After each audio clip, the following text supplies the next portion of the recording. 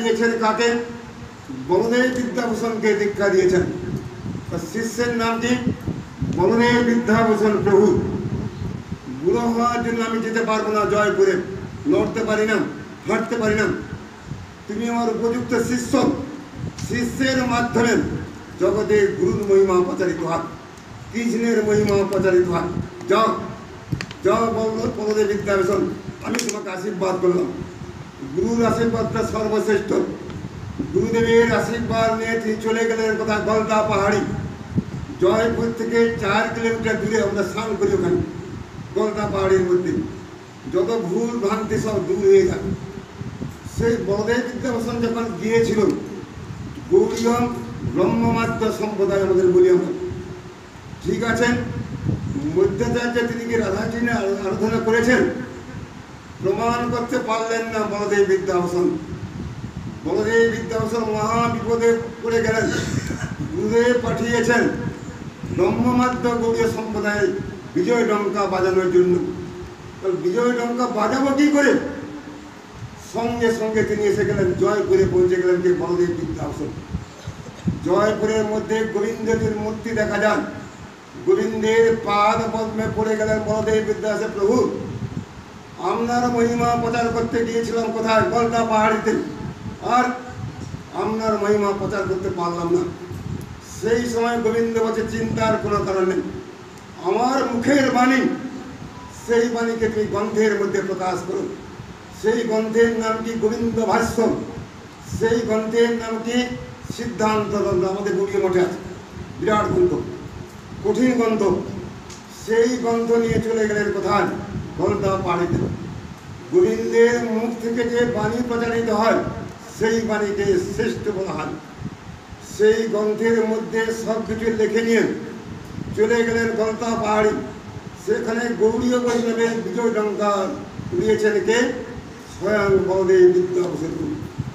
সেখানে আবার বিচার করা হচ্ছে। কিন্তু ঘরের মধ্যে কি রাধাকৃষ্ণের মূর্তি আছেন, রাম সীতার মূর্তি দেখা যায়, লক্ষ্মীনারায়ণের মূর্তি আছে। যে মূর্তি সর্বশ্রেষ্ঠ, তার মূর্তি দরজার কাছে এসে থাকবেন। তারপরে রাম সীতা মূর্তি থাকুন, তারপরে লক্ষ্মীনারায়ণ সমাসিতে থাকুন। এর দ্বারা প্রমাণ করছে কি রাধাকৃষ্ণের উপাসনা সর্বশ্রেষ্ঠ। এটি প্রমাণ করে গেলেন কে? বলদেব বিদ্যাভূষণ প্রভু। তারপরে থাকলো রাম সীতার মূর্তি, লাস্টে থাকলো কার মূর্তি? লক্ষ্মীনারায়ণের মূর্তি। এই জন্য হাজারবার যদি বিষ্ণু বিষ্ণু করি আমরা, বিষ্ণু বিষ্ণু, হাজারবার বিষ্ণু নাম করলে একবার রাম নাম করলে একই সমান। যদি একবার রাম নাম করি, রাম 1000টা বিষ্ণু নামের সঙ্গে সমান। 3 বার যদি রাম নাম করি আমরা, একটি কৃষ্ণ নামের সঙ্গে সমান। যদি একবার কৃষ্ণ বলি আমরা, 3 বার রাম নামের সঙ্গে সমান হয়ে যায়। একবার যদি রাধা নাম বলি, রাধা বলার সঙ্গে 1000টা কৃষ্ণ নামের সঙ্গে সমান হয়। রাধিকার নামকে শ্রেষ্ঠ বলা হয়। রাধে বলার সঙ্গে সঙ্গে 1000 বার যদি কৃষ্ণ নাম করি, তার সঙ্গে সমান হয়। আর 3 বার যদি রাম নাম করি, একবার কৃষ্ণ নামের সঙ্গে সমান হয়। সেইখানে প্রচার করে গেলেন। এখানে জীবের মধ্যে 50টা গুণ দেখা যায় ক্ষুদ্র পরিমাণ আমাদের মধ্যে। কি? দয়া, মায়া, শৌচ, তপস্যা, 50টা গুণ ক্ষুদ্র ক্ষুদ্র পরিমাণে আমাদের মধ্যে আছে। শিবের মধ্যে 55 প্রকার গুণ, 50টা গুণ পরিপূর্ণ মাত্রায় আছে, আর 5টা গুণ আংশিক পরিমাণ। নারায়ণের মধ্যে কতগুলো গুণ আছে?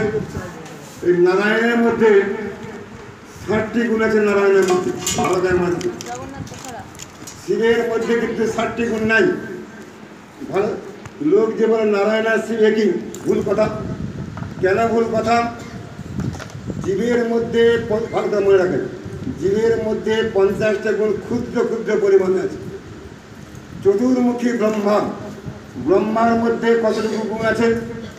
50টা গুণ পরিপূর্ণ মাত্রা আছে ব্রহ্মার মধ্যে। আর যে 5টা গুণ দেখা যায় ক্ষুদ্র পরিমাণে। স্বয়ং শিব ঠাকুরের মধ্যে কত গুণ আছে? 50টা গুণ পরিপূর্ণ মাত্রা আছে।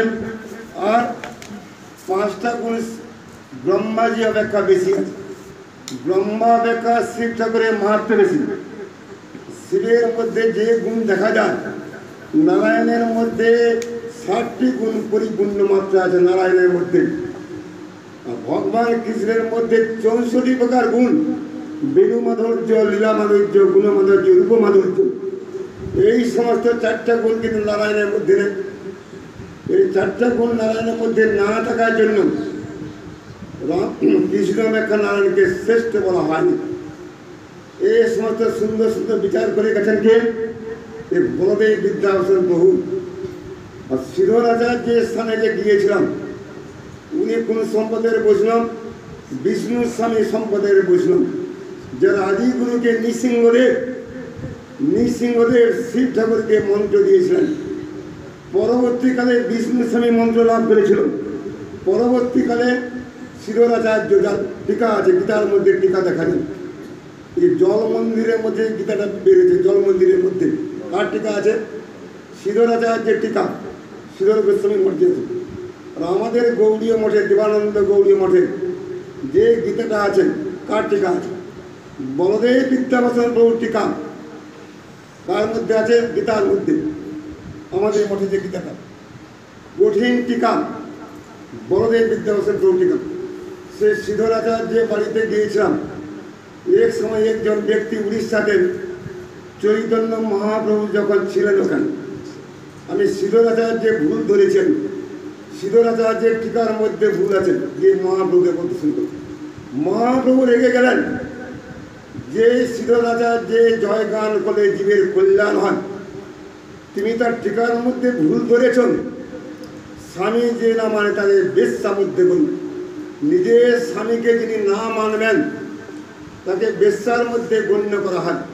সিদ্ধ স্বামীকে যিনি না মানবেন তাকে বৈষ্ণব বলা হবে না, বৈষ্ণবের মধ্যে গণ্য নন। সে সিদ্ধ স্বামীর অনেক টিকা আছে, ভাগবতের টিকা, গীতার টিকা। বিখ্যাত ব্যক্তি সিদ্ধরাচার্য। আরেকজন শিবের নাম পাওয়া যায় নবদ্বীপ ধামের কাছাকাছি। তিনি কে? থোড় কলা বিক্রি করেন, মোচা বিক্রি করতে যান।